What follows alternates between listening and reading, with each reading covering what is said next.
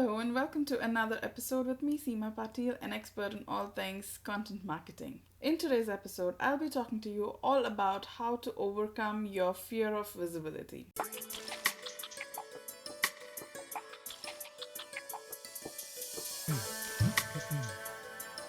There was a time just a year or so ago where I was so anxious when it came to talking to people I met on a day to day basis, be it at pickup or drop off at school, be it going to birthday parties, or even talking to people on social media. Even on social media, I was super anxious if I had to text somebody. Like before I decided to engage, I had to prep myself up. During engagement, I would be okay. However, after engagement, I would be so drained that I couldn't do anything for a couple of hours. It was dreadful. So what was it that was causing this anxiety? On digging deeper and having conversations with my friends, I came to realize I was very insecure. The insecurities were not something that were reasonable or rational. I was just insecure. I was insecure because I was at home all day long with two little kids. I was insecure because I was not going out to work. I was insecure because I was out of touch with the world. My whole entire universe was being around my baby. So I just didn't feel comfortable going out in public again. I had developed insecurities because of the way I look, because I had lost touch with uh, my entire identity. I used to work, I used to read, I used to watch movies, and now I barely had enough time to catch up on my sleep. I'd kind of lost interest in almost everything that I used to do. I did try to read. I'd barely have read 4 or 5 lines, and then I am in a kind of a brain fog, or I'm very tired, so I start feeling drowsy and it's not enjoyable anymore. So I had stopped reading. I didn't have enough time to watch TV. Like I drowned myself in mindless shows, not because I was watching them, but just because it felt like another adult was at home with me. I was just piling on these insecurities, and these insecurities gradually morphed into anxiety. So, if I had to go out, I'd be anxious that I do not know how to drive. I was new to the country. I did not have enough time to practice. I did not have inclination to go driving until my kids were a little bit older and I had to take them to doctor's appointments or play dates, etc. So I had anxiety about driving, about getting dressed. I didn't have any clothes that fit, or I didn't have clothes that I liked wearing and that fit well. Like I had two big suitcases of the clothes that I loved that I could never wear again. So all of this resulted in a lot of insecurities, which gradually grew into anxiety. I didn't know that all of this anxiety was due to some or the other fear. Like, I didn't want to be perceived as incapable as a mom. I didn't want to be perceived as incapable of getting a job. I didn't want to be perceived as an inefficient or an incapable software engineer. So, all of my identities that I recognized myself with were completely lost, and all of it was totally consumed with fear and anxiety. I'm going to talk to you about four major fears that I had developed, which resulted into anxiety of all kinds. The very first one was fear of being perceived as not smart or as stupid or incapable. This fear of not being perceived as smart or as knowledgeable transferred on to my online persona as well. Here, I wanted to be perceived as an expert, an authority in my field, and I was battling fears of coming across as stupid, as not knowledgeable, as someone who has no clue what she's doing. So I kept putting myself off in terms of creating my website, creating copy for my website, especially. I could design. That was not something that I struggled with. I come from a software engineering background, so I know programming. I can easily uh, develop websites. That was not a problem. However, the problem was coming up with copy, because it wasn't witty as the examples that I was reading. And I was looking at people who had been in business for 5, 10, even 20 years, and I was inevitably feeling that I was not good at all, because I just started. I was almost brand new business. I was brand new to business and almost brand new to how to promote myself and how to come across as an expert. The next thing that I had to overcome was imposter syndrome. I'm not going to ever say that I have 100% taken care of this. However, I am a lot better than where I was 6 months ago, a lot more better than where I was 2 years ago. While I was dealing with all the fear of not feeling like an expert, I was also dealing with feelings of I'm new to business, there's no way anybody can take me seriously. Or I'm new to business, so nobody will want to listen to me. Like, if I post on social media, nobody wants to pay attention because who am I? So I tried to tackle this by trying to learn more and more and more and more and more. And it evidently felt to me like I didn't know enough, and if I knew enough, I would definitely be considered as an expert. The next thing that I kept thinking about myself in terms of imposter syndrome is, because I'm brand new, I should probably behave this way, or I should probably talk about these things only, or I shouldn't behave a certain way, and I shouldn't talk about things as if I'm an expert. So, my fear of not being an expert was kind of being piled up on by my fear of I shouldn't behave like an expert because I'm brand new. I'm going to tell you about exactly how I helped myself come out of this after I talk to you about the other two fears that I had. The third fear that I had was fear of judgment. I am very confident many of you have had the fear of judgment just like you've experienced imposter syndrome.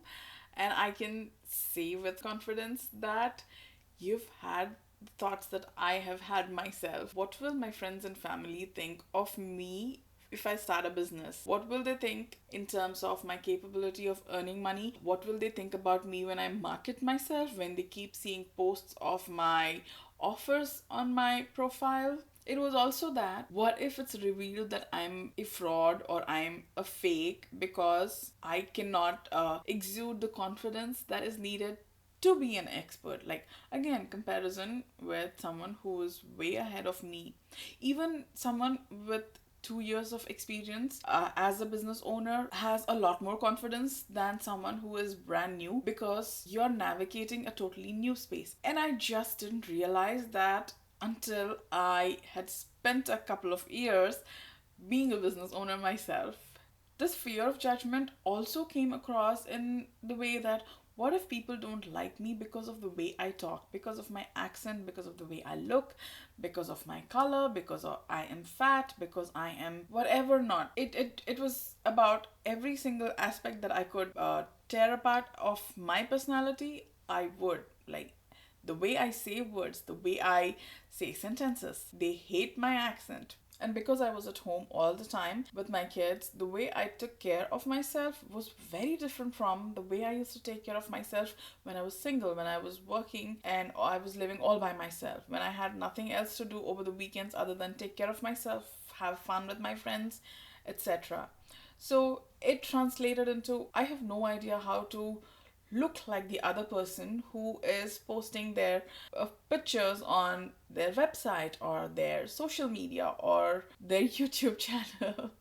With this realization that I was fearing judgment, I came to realize that I was not feeling enough. That was my fourth fear, not feeling enough, not being smart enough, not being good enough, not it did not matter if it was about something in my personal life, if it was something about business. Like, I was not a good enough mother, I was not a good enough daughter, I was not a good enough friend, I was not a good enough business owner, I was not a good enough developer, I was not a good enough anything that I could think of. I found myself lacking in that aspect. It was not because I was genuinely lacking, it was just because I kept feeling frazzled. I kept feeling as if I was running um, to catch up on things, trying to do what everyone else was doing. It was not that what just one of my friends is doing for her children, it was what all of my friends are doing. Like, I wanted to be everywhere the same way. In business, it was not that I wanted to be on Facebook only. If someone's doing Facebook lives, then I want to be doing that because they are getting traction because of that. If Instagram lives are working wonders for someone, I wanted to do that. If someone's posting 5 times on Instagram and engaging consistently, I wanted to do that. And there was no way I could do all of these things that I wanted to do without having at least 5 or 10 of me. So there was this underlying pattern of comparing myself, of demeaning myself, of not feeling enough, of feeling like I was a fake or a fraud. And the things that helped me overcome this was not something instant. The very first thing that I did was about 4 years ago to help get myself over here. So none of it was overnight, it was with time, with help and support, that I was able to overcome, I can say, about 80% of my anxiety. Like, I am still anxious. As soon as things start feeling out of control, I am still anxious, but I don't explode. I don't feel the kind of fear or rage or frustration that I used to feel just a year ago. The very first step that I took to help myself about 4 years ago was to vocalize my fears, to express my feelings of fear to friends and family. When I started saying it out loud, that I don't feel that I am being good enough in this. Like, I don't think I am taking care of my kids as well. And when I heard myself say that, it sounded a little bit ridiculous. And when I heard from my own mother, from my friends, that all of them have these feelings, that all of them have felt incapable or not enough at one point or the other, be it because of themselves, be it because of the way we reacted or the kids reacted to them, I felt a little bit relieved that it wasn't just me, it was a common thing. I came to understand that, especially as a mother, the feeling of inadequacy is really strong. Mother's guilt is not famous just like that. There's a reason. Mothers just never feel that they're doing enough. And whenever I was having these conversations and I was getting to know that I was not alone, I was not the only one, I felt that I was in a higher vibration. I was a little less anxious, a little less fearful. It did mean that having conversations was still draining, but it did not drain me as much as it used to just a few weeks before that. So having these conversations, sharing my feelings when it came to business also with people on Facebook groups, it didn't mean that I had to go and post. Just reading the myriad of emotions that were posted on Facebook groups made me realize that I was not alone, that this was not something incurable. Hearing from someone who's been in business for 25 years say they still feel that they are imposter, and someday soon someone is going to identify that they are an imposter and they will reveal it to the whole world, was a big relief. And that's actually kind of another step to healing my own fears and feelings.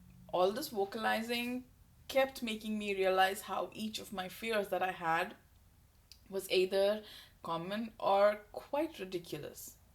And I was then introduced to journaling. I used to journal as a teenager. For some reason, I just dropped off that habit, and now when I wanted to start back again, I was very hesitant. I was fearful that I was fearful that someone might read it and realize how these thoughts are so ridiculous and realize that I am such a ridiculous person.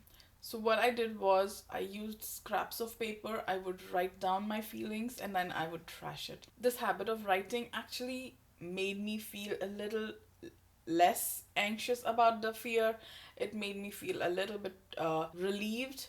The fear was no longer just in my head and ready to explode. It was there out on the paper, and the act of throwing it was kind of like I'm getting rid of this fear. Though it would come back, I still had a way of handling the fears that were coming out.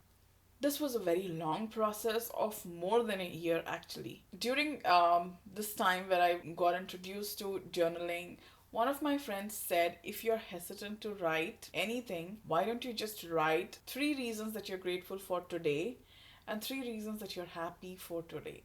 And that seemed like a great idea. There was less pressure of me coming across as not smart and more of I'm grateful, even if it is for the ability to browse the internet, I'm grateful for it. That was a way to get me to be consistent when it came to writing. And now I write morning pages. If you're not aware of morning pages, it's where you sit down every morning and write three full pages. Just dump whatever is coming to your mind. It doesn't have to make sense. It's not to be read and reread if you don't want to.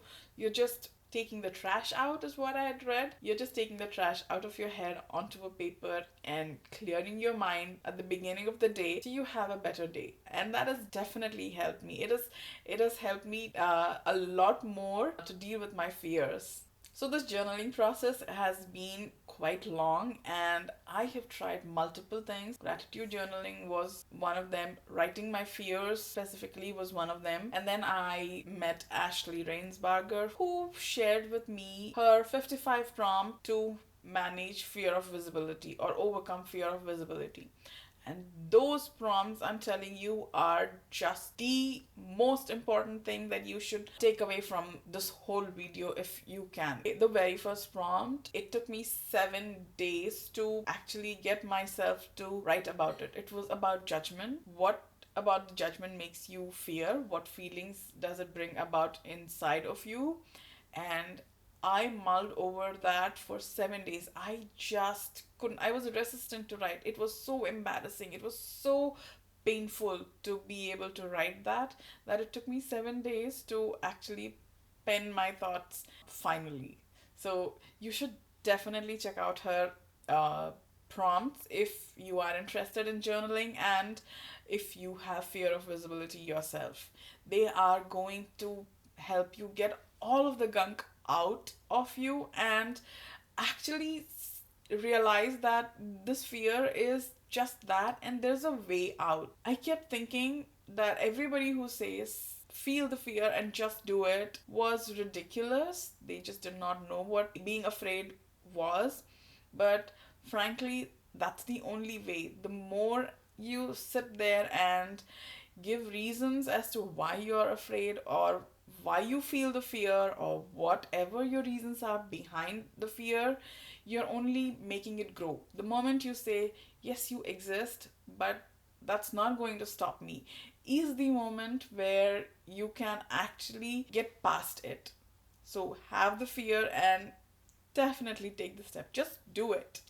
Very recently, I came across Samantha Sifring's way of journaling, and she credits her coach for this. I will link to the podcast in the description below. You can listen to the episode and you can practice this too. That is another great tool that I've come across where you make a note of a SMART goal. If you are not sure what a SMART goal is, I'll link to my other video where I've talked about this.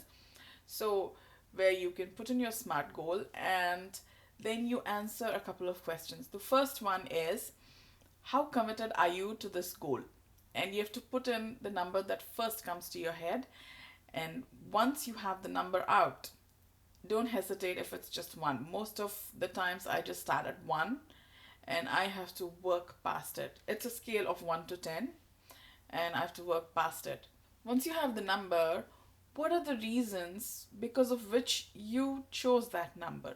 For example, my goal is to start a YouTube channel. And where am I at commitment? I am very afraid and I don't know if I'll continue. I don't know if I'll like making the videos. So my goal was to have a YouTube channel. My commitment level was 1, and the reasons that I came up were it's too hard, it's too complicated, I have no clue what I'm doing. I have spent so much time researching that I've now come to understand it's a lot of time commitment which I don't have. What if I can't record on time because one of my kids is sick, or what if I can't record on time because during the school holidays? How will I continue during the summer holidays? And all of these things. I first dumped it, and the next question was, what feelings do I have to feel in order to believe that I can do this? So then I wrote, I want to have a way of communicating with my audience. I want to have a way of expressing the knowledge that I have and sharing all the things that I've learned so far in my experience, in my life, in my business. So I listed out all the reasons, all the feelings that I wanted to feel as a YouTube content creator. The very last thing that I did was cut out negativity as much as I could. I won't listen to news that is negative. I won't watch movies that affect me psychologically. I won't listen to podcasts. So there's no use getting into debates and negative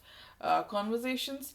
A healthy argument is great, but not every subject can be argued with everyone. So I kept people who would bring me down at a distance. I wouldn't talk to people with whom I knew I would have to broach subjects that were hard. I would generally talk very little with friends or family. However, I still limited my interaction with people where I knew I would have to have conversations that wouldn't make me happy or wouldn't help me keep my vibrations high. Even if it felt that I couldn't be myself with someone, I would avoid meeting them. I would avoid having lengthy conversations with them. It was imperative that I keep myself feeling on a higher vibration because I am quite strong at pulling myself down. So if I didn't take care of myself, then it would not be easy at all to get back to where I was. It's a work in progress. It takes me a few weeks to be from a really low point to come to a high vibe point where I feel that it's not that I'm feeling invincible, it's just that I'm feeling okay to take the step to deal with the consequences of whatever is going to come. Handling failure was one of those things that I had to work super hard on, just like keeping my fears at bay. Fear of failure was another big thing.